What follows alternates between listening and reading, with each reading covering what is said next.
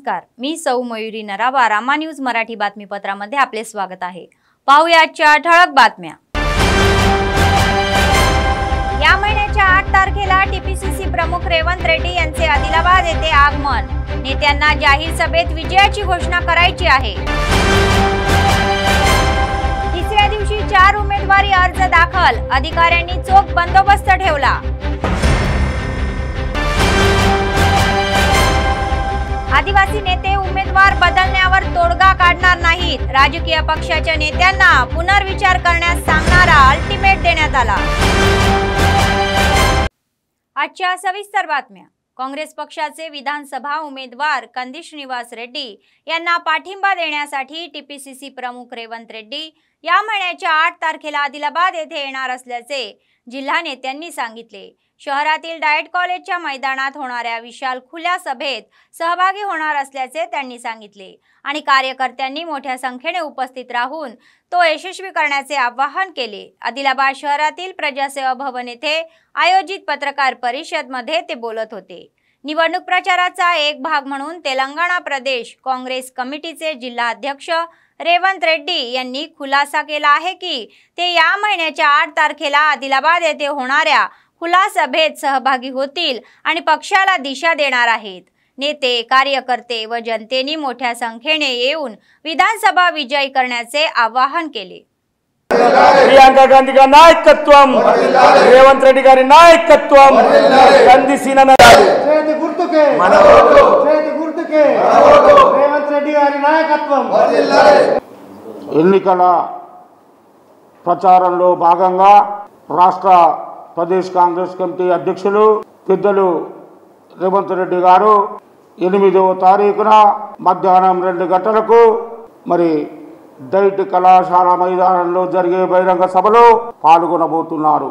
మరి ఇటువంటి బహిరంగ సభను ఆదిలాబాద్ నియోజకవర్గంలోని ప్రతి ఒక్క కాంగ్రెస్ పార్టీ నాయకుడు, ప్రతి ఒక్క కాంగ్రెస్ పార్టీ అభిమాని, ప్రతి ఒక్క కాంగ్రెస్ పార్టీ కార్యకర్త గ్రామాన వార్డుకు వేలాదిగా తరలి వచ్చి రేవంత్ రెడ్డి గారి ఎన్నికల ప్రచార సభను విజయవంతం చేయవలసినటువంటి బాధ్యత అందరి మీద ఉందని చెప్పి ఈ సందర్భంగా తెలియజేస్తా ఉన్నాం. రాష్ట్ర ప్రదేశ్ కాంగ్రెస్ అధ్యక్షులు రేవంత్ రెడ్డి గారు 8వ తారీఖు రోజు మధ్యాహ్నం 2 గంటలకు డైట్ గ్రౌండ్కు కంది సీనన్న విజయానికి శ్రీకారం చుట్టేందుకు ఇన్ని రోజులు ఈ జోగురామన్న అవినీతి పాలన మరియు పాయల్ శంకర్ జోడీదార్ అవినీతి పాలనని ఎదుర్కొనేందుకు మన కంది సీనన్న రైతు బిడ్డని ఆదిలాబాద్ అసెంబ్లీ ప్రజల ద్వారా గెలుపుకు దశ నిర్ణయించే తేదీ 8వ తారీఖు మధ్యాహ్నం 2 గంటలకు ఆయన పండుగ వాతావరణంలో ఆయన పుట్టినరోజు కూడా ఇక్కడనే జరుపుకుతున్నందుకు పట్టణ కాంగ్రెస్ ఆదిలాబాద్ నియోజకవర్గ కాంగ్రెస్ తరఫున ఆయనకు ముందుగా పుట్టినరోజు శుభాకాంక్షలు తెలుపుతూ ఖచ్చితంగా కాంగ్రెస్ అనే ఒక మాట మీద ఉంటుంది కాబట్టి ఆ కాంగ్రెస్ని నమ్ముకొని మనం కార్యకర్తలమందరం రేవంత్ రెడ్డి గారి సభ విజయవంతం చేద్దామని మీకు అందరికీ మనసారా కోరుతూ తప్పకుండా 8వ తారీఖు రోజు మధ్యాహ్నం 2 గంటలకు डाइट ग्राउंड रावाలని काँग्रेस पटना काँग्रेस तर्फे पिलिपिस्तुన్నాను. निवडणुकीतील मुख्य कार्यक्रम असलेली नामांकन प्रक्रिया सुरू आहे. सोमवारी 3ऱ्या दिवशी 4 अर्ज दाखल झाले. उमेदवारी अर्ज सादर करण्याच्या पार्श्वभूमीवर सशस्त्र सुरक्षा उपाययोजना करण्यात आल्या. आरओ कार्यालयापासून 100 मीटर अंतरावर बॅरिकेड्स लावण्यात आले होते. उमेदवारांसह फक्त 4 जण आत प्रवेश देण्यात आले. दरम्यान भाजपचे उमेदवार पायल शंकर यांनी आपला अर्ज रिटर्निंग ऑफिसकडे सादर केला. तत्पूर्वी ते पक्ष कार्यालयातून रॅली म्हणून होते. नियमानुसार त्यांनी 100 मीटर अंतरावरून 4 नेत्यांसह आरओ कार्यालयात जाऊन उमेदवारी अर्ज सादर केला. त्यांच्यासोबत मावलामधून गायपेल्ली नागन्ना, युगतुलसी पक्षाकडून सुरेश आणि बळीराजा पक्षाकडून सत्यनारायण एलचेलेवार हे अपक्ष उमेदवार आहेत. त्यांनी त्यांच्या नावाची कागदपत्रे निवडणूक अधिकाऱ्यांकडे सोपवण्यात आली.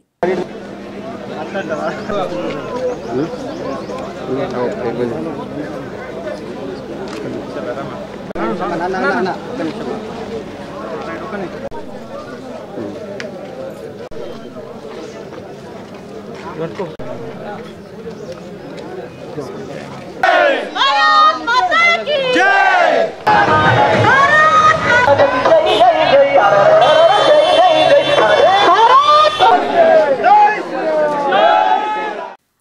जोगुरामांना भ्रष्टाचार आणि बेकायदेशीर कामांसाठी केरप पत्ता बनलेले आहे, अशी जोरदार टिप्पणी DCCBचे संचालक आणि ज्येष्ठ नेते बालुरी गोवर्धन यांनी केली। आमदार जोगुरामांना यांच्या वागणुकीमुळेच त्यांना BRS पक्ष सोडावा लागला आणि त्यांनी कुठलाही वाढू दिलेले नाही, असा आरोप त्यांनी केला। आदिलाबाद शहरातील प्रजासेवा भवन येथे नेते आणि प्रमुख कार्यकर्त्यांसोबत झालेल्या बैठकीत ते सहभागी झाले आणि ते बोलत होते। तेलंगणा आंदोलनादरम्यान त्यांनी सांगितले की जोगुरामांना त्यांच्या आधी मी BRS पक्षात सामील झालो होतो आणि आमदाराने त्यांना प्रत्येक पावलावर कमी करण्याचा प्रयत्न केला। नगराध्यक्ष, लायब्ररी चेअरमॅन, बाजार समिती सभापती, शेवटी DCCBचे चेअरमॅन 7 वेगवेगळी पदे देतो असे सांगून फसवणूक केली।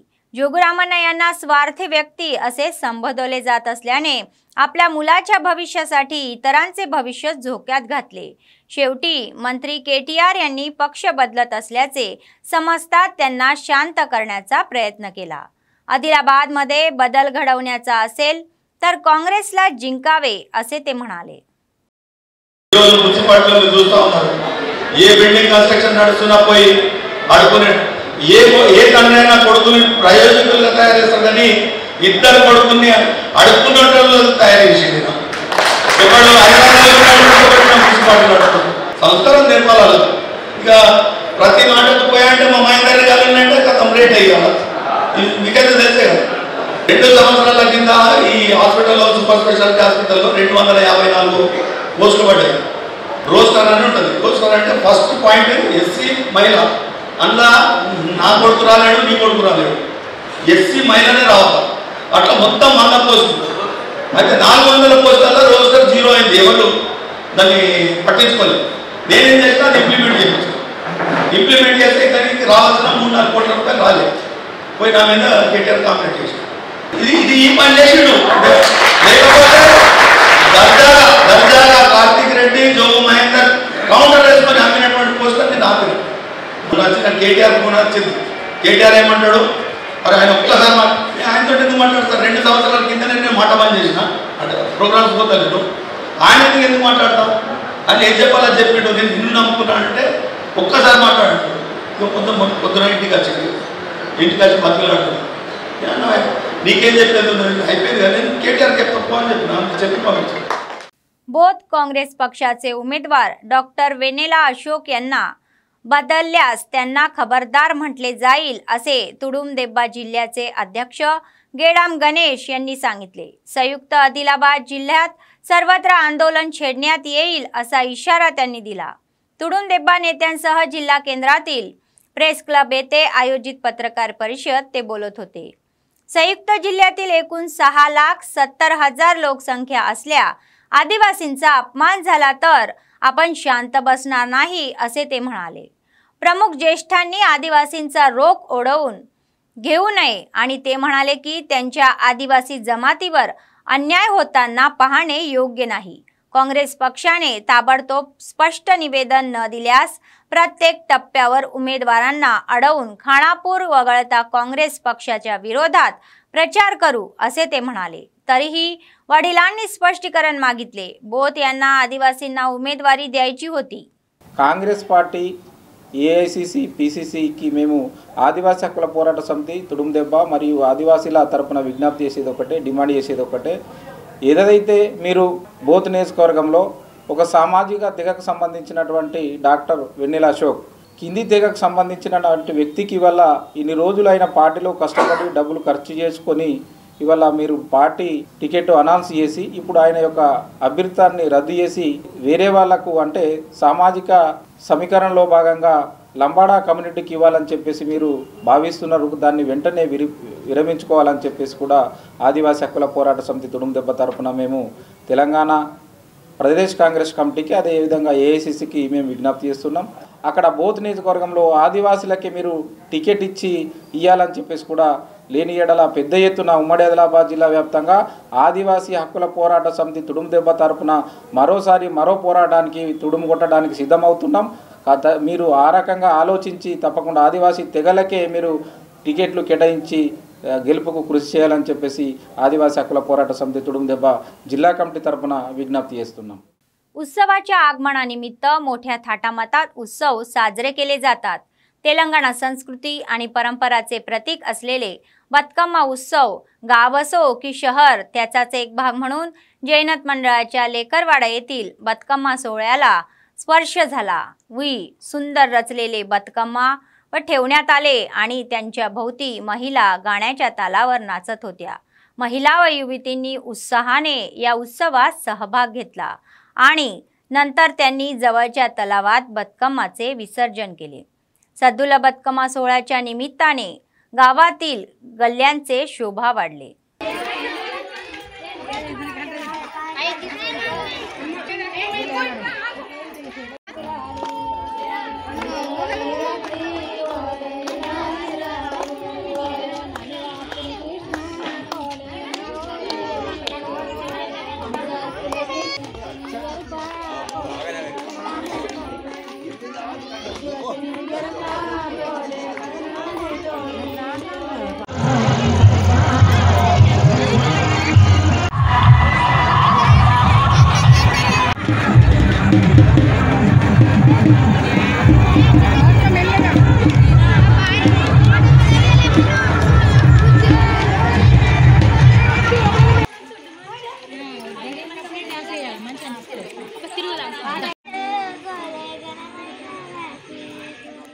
स्वातंत्र्य सैनिक लाऊजी साळवे यांचा संघर्ष सेवा अस्मरणीय आहे, समाजाच्या सदस्यांनी सांगितले.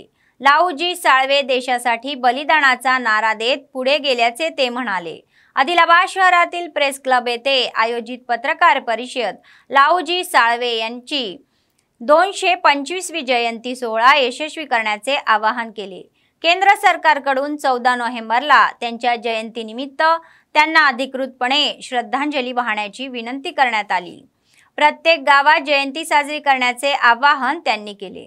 లహుజీ 229వ జయంతి సందర్భంగా స్వతంత్రం సాధించాలనే సంకల్పంతో లహుజీ రాఘోజీ సాల్వే ఆయన దేశం కోసం ప్రాణం అర్పిస్తా లేకుంటే దేశం కోసం జీవిస్తా అనే నినాదంతో ముందుకు సాగారు. వివాహం చేసుకోకుండా ఎందరో మహానుభావులను సమర యోధులను తయారు చేసి దేశం కోసం పోరాడారు. ఆయనకు ఘన నివాళి కేంద్ర ప్రభుత్వం అందించాలని మా ఆదిలాబాద్ జిల్లా మాంగ్ సమాజ్ తరపు నుంచి ప్రజల తరపు నుంచి కోరుతున్నాము. అలాగే నవంబర్ 14 నాడు లహుజీ జయంతి ఉన్నది. ప్రతి గ్రామంలో, ప్రతి మండలాల్లో, ప్రతి జిల్లాలో నిర్వహిస్తున్నాము. అది నిర్వహించాలని ఒక సంకల్పంతో ముందుకు సాగుతున్నాము. ప్రతి ఒక్కరూ సహాయ సహకారాలు అందించాలని మాంగ్ సమాజ్ తరపు నుంచి కోరుతా ఉన్నాం.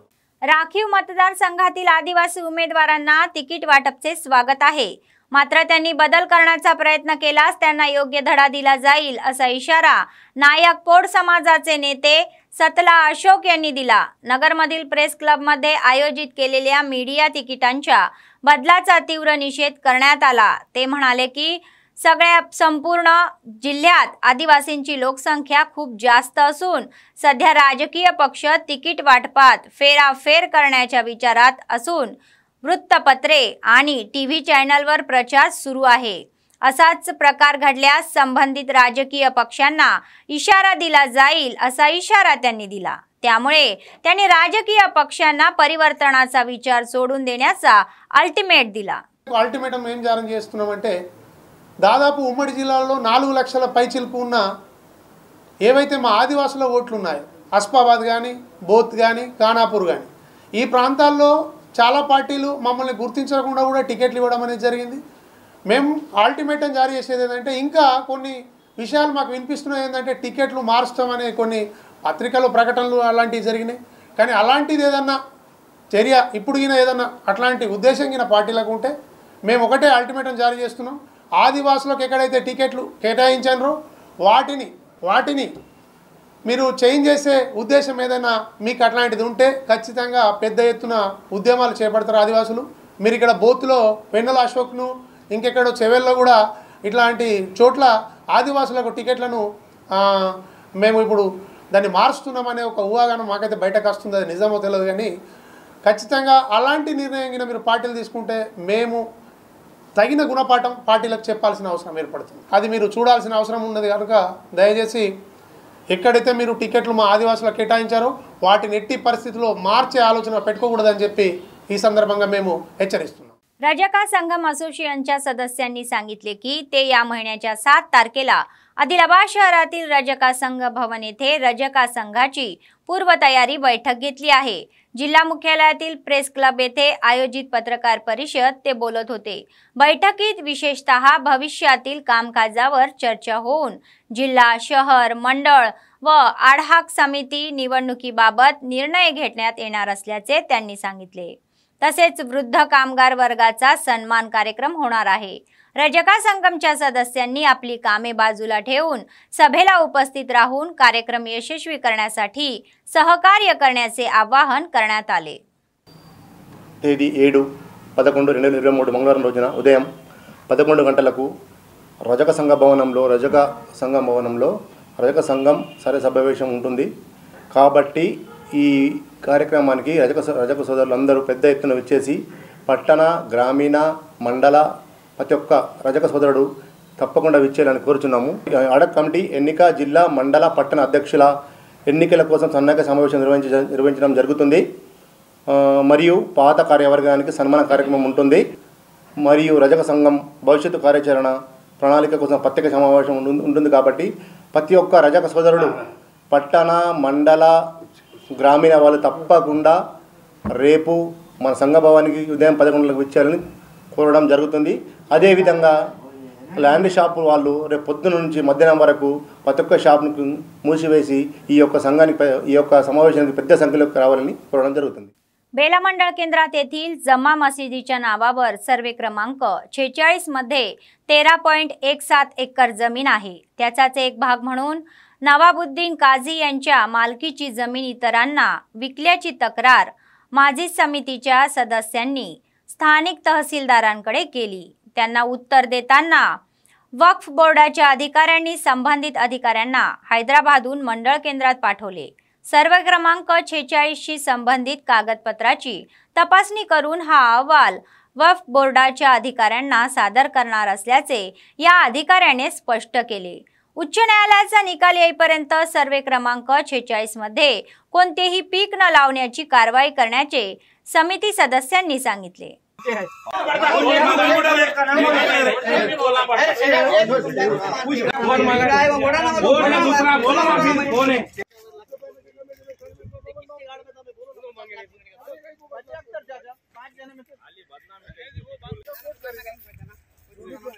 नहीं करते थे पहले, तुम क्या बोले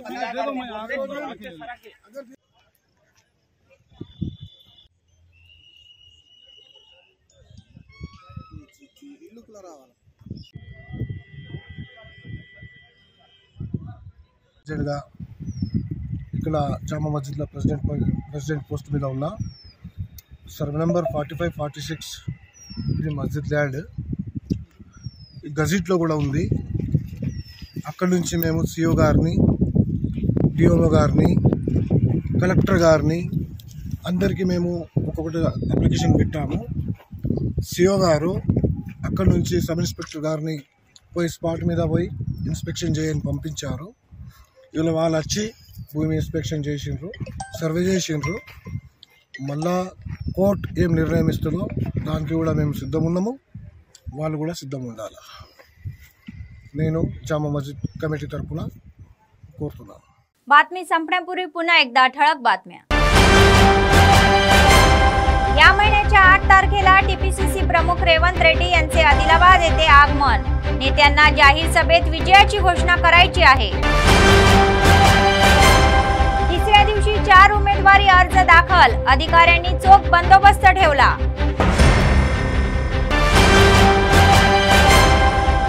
आदिवासी नेते उमेदवार बदलण्यावर तोडगा काढणार नाहीत. राजकीय पक्षाच्या नेत्यांना पुनर्विचार करण्यास सांगणारा अल्टिमेट देण्यात आला. या होत्या आजच्या बातम्या. पुढच्या बातमीपत्रात पुन्हा भेटूया. तोपर्यंत पाहत रहा अम्मा न्यूज, सत्तेसाठी जनतेसाठी. नमस्कार.